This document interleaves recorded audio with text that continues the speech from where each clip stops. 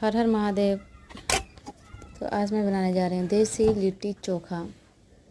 तो ये मैंने सारे अच्छे से जो चोखा में देना है वो अच्छे से मैंने काट लिया, धनिया पत्ता। और ये देखिए हमारा आलू और बैंगन का चोखा रेडी हो चुका है। यहाँ पे बादाम मैंने डाल लेती हूँ चटनी के लिए।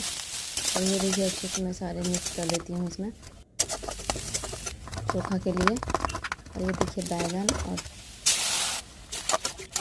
चोखा मैं बोलती हूँ, भरता भी बोल सकते हैं, और ऐसे देसी लिट्टी चोखा ही होता है।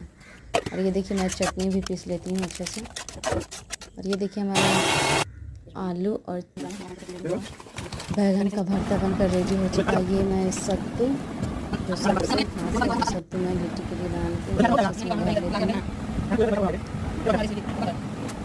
अच्छे से इसे बनाने के बाद ये देखिए मेरा सारा लिट्टी बनकर रेडी हो चुका। और ये देखिए है बनाना लिट्टी, तावा पे मैं रख लेती हूँ।